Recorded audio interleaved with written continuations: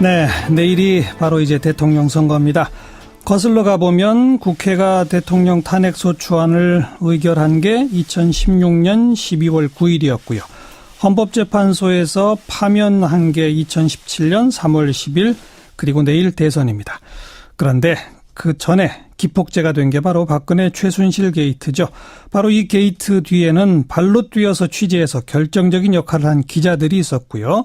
그 최순실이라고 하는 세 글자가 주요 일간지 일면에 보도가 된 첫 보도가 바로 한겨레 신문 작년 9월 20일자였습니다.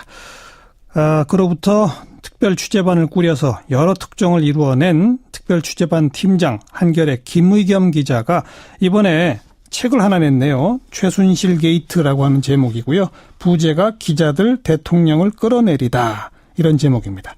그래서 김의겸 기자 오늘 스튜디오에 직접 모셨습니다. 어서 오십시오. 네, 안녕하세요. 반갑습니다. 네, 몇 명이에요? 특별 취재반이?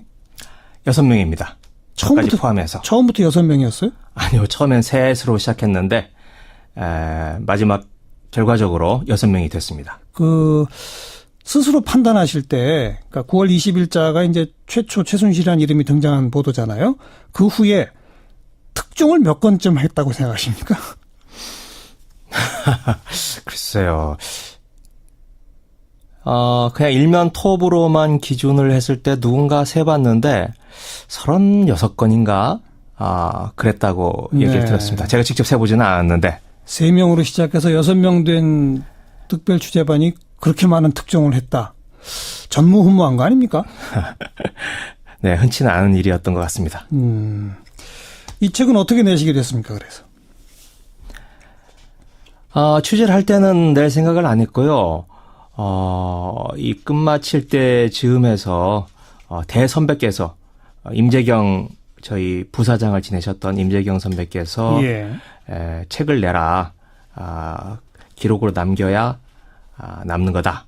그렇게 말씀을 해주셨고, 저희들도 저희뿐만 아니라 기자들이 우리 사회 발전에 적지 않은 공헌을 한 건데, 그걸 좀 꼼꼼하게 기록해 놓음으로 인해서 기자들 기레기라고 욕먹고 많은 비난을 듣기도 하는데, 그걸 좀 극복해 볼 수 있는 그런 기록을 좀 남겨보고 싶다. 그래서 쓰게 됐습니다. 네. 최순실 게이트라는 제목 속지를 딱 넘기니까 취재한 지 2달이 채 안 됐을 때다. 김의겸이 말했다. 어디까지 번져나갈지 겁이 난다. 이런 두 줄이 딱 한 페이지에 인쇄가 되어 있네요. 네, 저도 책을 보고 알았습니다. 네. 겁났어요? 네, 2달쯤이면 11월 20일쯤 되는 건데.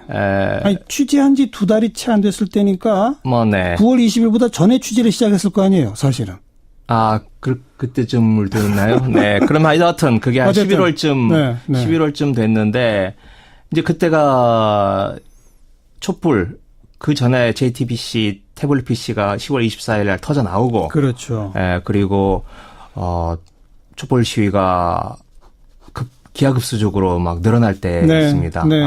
그래서 이 요연의 불길처럼 번져가는, 이 사태가 어디로까지 갈지. 그때는 정말 겁이 났던 거죠. 겁이 나던 그때는 네. 내일 대선 치르기라고 생각도 못했죠. 그때는 그런 생각을 못했을 때였습니다. 네.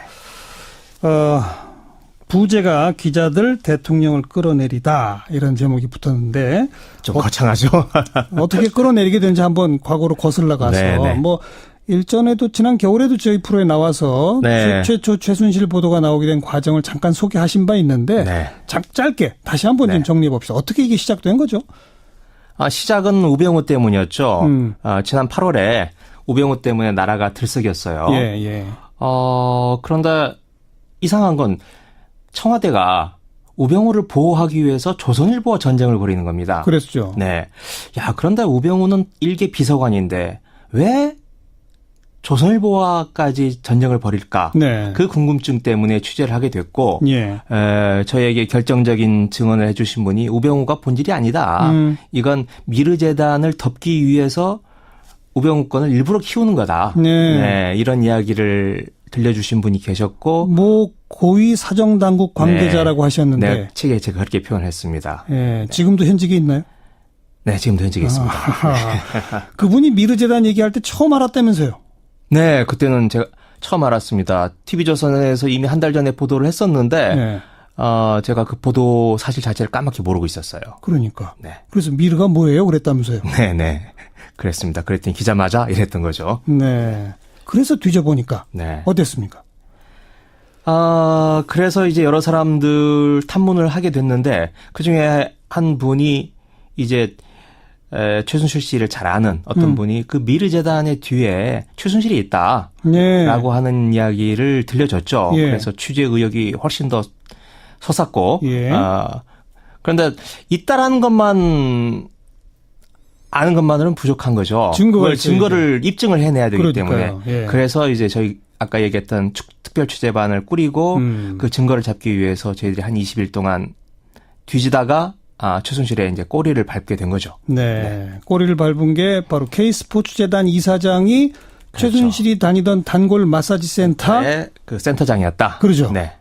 그게 이제 첫 보도였습니다. 9월 20일자입니다. 예. 그걸 어떻게 알게 됐어요, 그래? 그건 처음에 추리죠. 한 300억 가까운 큰 돈을 만지는 재단의 이사장인데 그 사람이 그래도 제법 체육계에서 명망이 있는 사람이어야 될 텐데 예. 이력을 뒤져보니까 스포츠 마사지 센터의 센터장밖에 안 되는 거예요. 예. 그러니까 뭔가 이상하다 하고 그 마사지 센터 이름이 운동기능회복센터라고 하는 건데 그 지도에 찾아보고 또 최순실의 살던 집을 찾아보니까 한 50m밖에 안 떨어지는 아주 가까운 거리에 있는 겁니다. 네. 그래서 야 이건 분명히 최순실이 단골로 다니던 마사지 센터일 거다. 그러니까 이 사람을 그렇게 낙하산식으로 꽂은 걸 거다라고 네. 하는 추정에서 취재를 시작한 겁니다. 예. 네, 그래서 또 결정적으로 응원을 들려주신 분이 계셔서 마사지 센터 내부에 네, 마사지 센터 내부에 그 정동춘 이사장과 같이 동업을 했던 분이에요. 네네. 동업을 했던 분이 최순실 씨 우리 센터의 단골이다. 예. 나도 잘 안다. 나한테도 마사지 센터 K스포츠 재단 이사장을 제안을 했었다. 이런 식으로 저희들에게 이야기를 해 주셨습니다. 예, 예. 네. 근데 그분이 그렇게 말을 하실 때는 전혀 경계심 없이 그렇군요. 네, 이게 이렇게까지 번질 거라고는 생각하지 않고 말씀해 주셨던 거죠. 그때까지만 해도 박근혜 대통령이 퇴임 후를 대비해서 옛날 이래재단 축소판 비슷하게 재단 한두 개 만드는가 보다. 거기에 최순실 오래된 40여 년 된 그 인연이 뭔가 그런 제안도 하고 역할도 하는 모양이다. 이제 그 정도 수준이었단 말이에요. 네.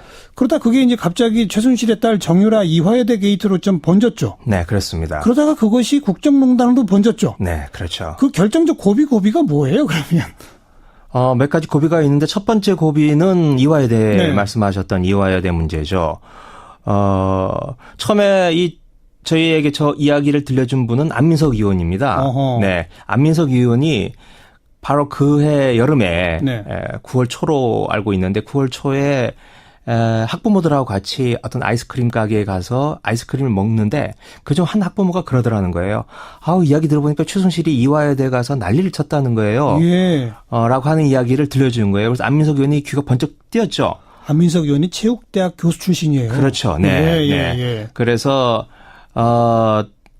귀가 번쩍 그리고 최순실을 계속 추적을 해왔던 분이시라서 귀가 번쩍 뛰어서 그 학부모한테 자세한 얘기를 들었어요. 네. 그리고 그 이야기를 저희에게 전달해 주신 겁니다. 그래서 저희들이 그 이야기를 듣고 그 최순실이 난리를 친 함정혜 교수님 네. 저희들이 찾아가서 자초지종 이야기를 듣고 네. 관련자 얘기를 들으면서 이화여대 첫 보도가 시작이 됐죠. 네. 그러니까 이제 그때까지는 최순실이라는 사람이 최태민의 딸인데 자기 딸을 위해서 왠갓 횡포를 하는구나. 네. 참 좀 전형적인 강남의 졸부 이런 식의 이미지. 네네. 그런 정도였다가 갑자기 이제 국정에 이렇게 된 건 또 어떻게 된 겁니까? 그건 아무튼 태블릿 PC 보도가 있은 후였겠죠? 네. 결정적인 고비가 태블릿 PC였죠. 그 전에 여러 가지 이야기가 나왔었는데, 그 JTBC가 태블릿 PC를 보도함으로 인해서, 이 정도로까지, 예. 대통령 연설문을 고치고, 대통령 각종 보고서를 받아보고, 예. 한다는 게 10월 24일에 JTBC가 보도를 하고, 저희들이 바로 또 이어서 10월 25일에, 저희들이 미르재단 사무총장 네.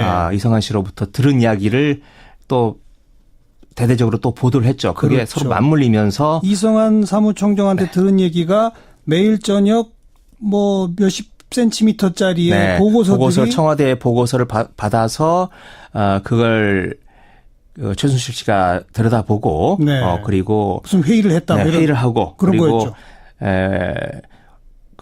이성환 씨가 하는 말이 박근혜 대통령이가 이래라 저래라 지시를 하는 구조다. 네, 두 네, 사람의 관계가 네, 네. 그런 이야기도 저희들에게 들려줬습니다. 아니 제가 거기서 궁금한 게 네. 태블릿 PC 보도가 이 10월 24일인데 네. 바로 다음 날 아침인 10월 25일자 한겨레 신문에 이게 실렸단 말이에요. 네. 다시 말하면 한겨레 신문은 태블릿 PC 보도 이전에 네. 이미 이성환 사무총장과 수차례 인터뷰를 해서 국정농단이 있네라는 걸 알고 있었다는 네, 거 알고 아닙니까? 있었습니다. 근데 왜 저희들이 미리 보도하지 못했죠? 그건 이성환 씨가 저희들에게 이야기를 할 때 철저하게 약속을 지켜달라, 오프 더 레코드를 해달라, 기사화하지 말아달라라고 요청을 했고 저희들이 그 전제에서 이성환 씨로부터 여러 차례에 걸쳐서 오랜 시간에 걸쳐서 예, 이야기를 예. 들을 수 있었던 겁니다. 예. 그랬다가 이제 JTBC가 보도를 하니까 이제는 이걸 그냥 우리만 알고 있어서는 안 되겠다 싶어서 바로 다음 날 이어서 보도를 했던 거죠. 이성환 사무총장도 태블릿 PC까지 보도된 마당에 이제 오프 더 레코드 요구가 안 받아들이겠구나라고 알고 있었겠네요. 네, 뭐 승인한 건 아니었는데 또 그렇다고 크게 저희들에게 항의를 하거나 그러진 그렇죠. 않았습니다. 네. 그뿐 아니라 뭐 K 스포츠 재단의 정현식 전 사무총장, 네, 또 뭐 노승일 부장, 네, 뭐 고영태 씨, 네. 수없이 많은 증인들이 쭉 등장을 하는 거죠. 네, 그렇습니다. 그 중에서 말씀드리고 싶은 게 정현식 사무총장인데 아까 이성환 사무총장이 미르재단의 사무총장이라면 그렇죠. 정현식 사무총장은 K스포츠 재단의 사무총장입니다. 사무총장이란 자리가 그 조직의 인사, 돈 모든 걸 관장하는 그런 책임 있는 자리에 있는 분들입니다. 예. 그러니까 핵심이라고 할 수 있죠. 예. 근데 정현식 씨 같은 경우는 처음에는 저희들의 취재를 피했습니다. 그래서 전화도 안 받고 말씀도 안 해주셨어요. 그런데 가족들이 점점점 돌아가는 상황을 보니까 네. 이게 문제가 커지고 이러다가 이 정현식 씨가 남편이 아버지가 다치겠다. 예, 예. 왜냐하면 최순실이라는 존재는 아예 이름도 사진도 존재 자체가 알려지지 않은 인물이고 정현식 씨가 얼굴을 내밀고 돈을 받고 도장을 찍고 다 했기 때문에 예. 당신이 다칠 수 있으니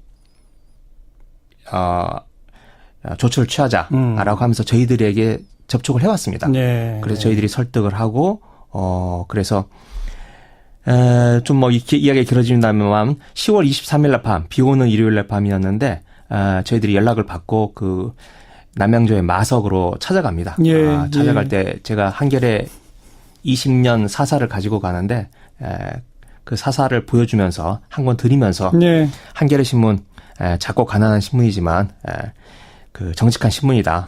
그러니 저희들에게 모든 걸 말씀해 달라라고 간청을 하면서 이야기를 듣게 됐습니다. 그리고 이제 적극 협조로 네, 돌아서 그 다음에는 협조를 해주셨죠. 청문회에 나와서도 적극적으로 그렇습니다. 증언을 가장 했었고. 적극적으로 이야기를 해주신 분이 한 분인데 그렇게 큰 주목은 받지 못했습니다. 네. 어쨌든 이런저런 이제 취재 후기를 쭉 좀 짚어봤는데 네. 이제 좀 간략히 정리해 봅시다. 김희겸 기자께서도 사실 맨 처음 이거 한 2달 됐을 때 어디까지 번져갈지 겁이 난다라고 말했던 것처럼 네. 몰랐죠? 사태가 네, 거죠. 그건 이제 뭐 그만큼 박근혜 정부가 어떤 한계점에 이르라고 해야 될까 아니면 네. 그동안 적폐가 쌓여 있었다. 그렇죠. 그래서 공개적으로 얘기할 수 없었으나 취재에 들어가면 누군가 건드려주면 나오죠. 이야기를 하고 싶었던 사람들이 많이 있었다. 예. 그 당시 상황이 그랬다고 볼 수 있겠습니다. 예. 제가 그 특검이 수사를 마무리하고 뭐 이럴 때 이제 평가하는 어떤 방송을 하면서 네. 특검 너무 잘했다. 사람들이 막 칭찬들을 하길래 워낙 박근혜와 그 일당이 잘못한 게 많기 때문에 네. 특검이 잘할 수밖에 없었다. 네, 네. 이런 표현을 쓴 적이 있는데 네. 비슷한 정확히 보신 겁니다. 비슷한 네. 거 아닙니까? 네, 아니 그렇습니다. 기자분들 입장에서도 네, 그렇죠. 조금만 뒤지면 사람들이 막 나와서 얘기해주고 네. 증거가 나오고 그런 거 네, 아닙니까? 그렇습니다. 네. 그러니까 저희들이 뭐 하나하나 찾아간 것도 있었지만 네. 취재가 시작되고 취재 탄력이 붙고 눈덩이 굴러가듯이 굴러가니까 그러니까요. 먼저 연락을 해오신 분들이 그렇죠. 결정적인 분들이 많이 있었던 거죠. 예, 예. 또 거슬러 가면 네. 최초의 우병우에 주목하고 계실 때 고위 사정당국 당국자가 이건 미르재단 덮으려고 우병우 키우는 거야라는 말을 했다는 것 자체가 네. 사실은 사정기관도 이미 다 알고 있었다는 거 아닙니까? 네, 많은 사람이 알지는 않았지만 극소수이겠지만 알만한 분은 알고 있었던 거죠. 그 얘기는 네. 우리 정부 조직 시스템이 제대로만 굴러갔다면 네, 일이 그렇습니다. 이 지경까지 안 가게 사실 다 차단했어야 되는 거 아닌가요? 그렇죠. 윤용 장관 같은 경우에도 그런 네. 경우죠. 그렇죠. 네. 중간중간에 공무원들이 자신의 어떤 최소한의 영혼을 지니고 자기 역할을 했으면 그렇게 블랙리스트가 그렇게까지 가지는 않겠죠. 하지만 문제가 터지니까 블랙리스트의 실체와 그 전모가 드러나는 거 아니겠습니까? 예. 그리고 TV조선도 사실 최순실 존재까지 알고도 네, 알고 있었습니다. 처음에 보도를 안 했잖아요. 네, 알고 있었지만 청와대에 반격이 들어오니까 보도를 멈추고 최순실의 최자도 못 꺼냈던 상황입니다. 그 네. 당시. 정부기구, 언론이 제대로 작동했다면 잊지 않아도 될 일이 벌어진 거죠? 그렇습니다. 네. 앞으로는 어떻게 될까요? 이런 큰일을 겪었으니 진전이 있겠죠. 발전이 있겠죠. 그렇다고 한꺼번에 모든 게 다 변화되리라고 저는 생각하지 않습니다. 하지만 이런 일들이 공직자 또는 일반 시민 모두의 머릿속에 각인이 되면서 예. 우리 사회가 조금씩 희망적인 방향으로 진전이 있지 않을까 그렇게 기대를 해봅니다. 다시 이런 일 없겠죠, 이제? 그것까지 장담할 수는 없겠습니다. 특별, 하지만 이렇게까지 그렇죠. 희대의 사건은 없으리라고 생각합니다. 특별 취재반은 지금은 해체됐습니까? 네, 해체됐습니다. 그럼 김의겸 기자는 지금 뭘 취재하고 계십니까? 지금 저는 원래 있던 여의도 정치부 소속으로 돌아가서 네. 지금 대선을 취재하고 있습니다. 네. 처음 시작했던 우병우로부터 출발했다고 그랬잖아요. 네. 근데 그 우병우만 지금 구속이 안 돼 있네요. 네, 그만큼 이제 검찰 조직이 강고하고 어떤 조직의 자기 보호 본능 이게 강하다고 봐야겠죠.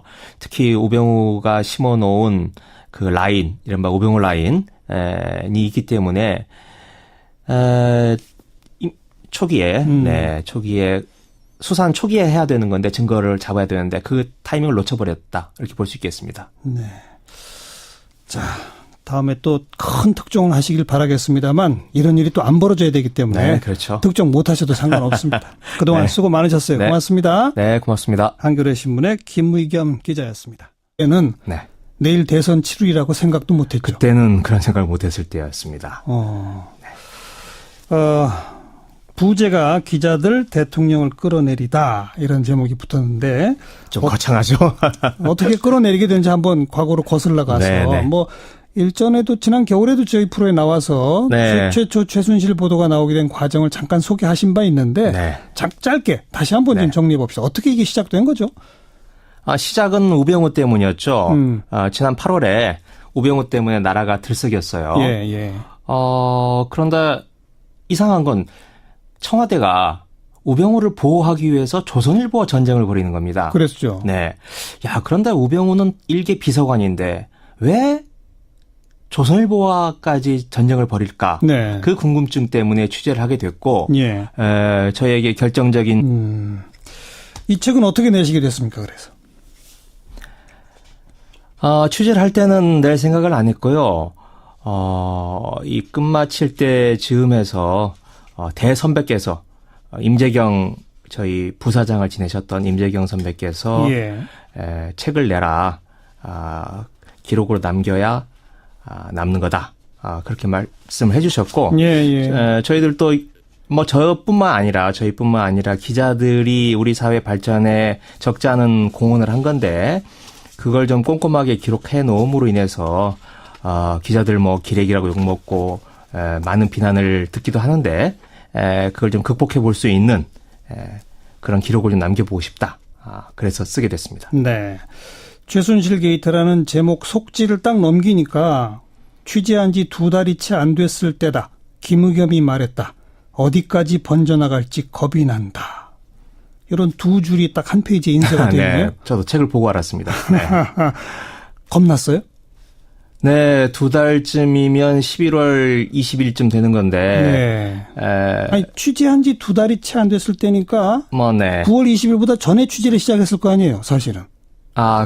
그때쯤을 됐나요? 네. 그럼 하여튼 그게 한 어쨌든, 11월쯤, 네. 11월쯤 됐는데, 이제 그때가 촛불, 그 전에 JTBC 태블릿 PC가 10월 24일 날 터져 나오고. 그렇죠. 그리고, 촛불 시위가 기하급수적으로 막 늘어날 때였습니다. 네.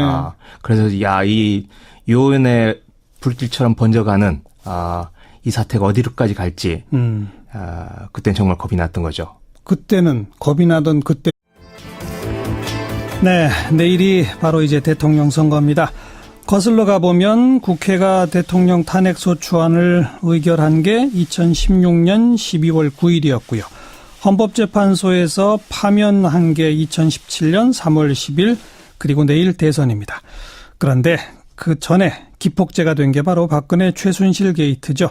바로 이 게이트 뒤에는 발로 뛰어서 취재해서 결정적인 역할을 한 기자들이 있었고요. 그 최순실이라고 하는 세 글자가 주요 일간지 일면에 보도가 된 첫 보도가 바로 한겨레 신문 작년 9월 20일자였습니다. 그로부터 특별 취재반을 꾸려서 여러 특종을 이루어낸 특별 취재반 팀장 한겨레 김의겸 기자가 이번에 책을 하나 냈네요. 최순실 게이트라고 하는 제목이고요. 부제가 기자들 대통령을 끌어내리다, 이런 제목입니다.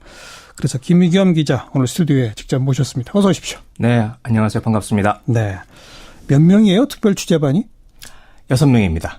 저까지 포함해서. 처음부터 6명이었어요? 아니요, 처음엔 셋으로 시작했는데, 마지막 결과적으로 6명이 됐습니다. 스스로 판단하실 때, 그러니까 9월 20일자가 이제 최초 최순실이라는 이름이 등장한 보도잖아요. 그 후에 특종을 몇 건쯤 했다고 생각하십니까? 글쎄요. 그냥 일면 톱으로만 기준을 했을 때 누군가 세봤는데 36건인가? 그랬다고 얘기를 들었습니다. 제가 직접 세보지는 않았는데. 3명으로 시작해서 6명 된 특별 취재반이 그렇게 많은 특종을 했다. 전무후무한 거 아닙니까? 네, 흔치는 않은 일이었던 것 같습니다.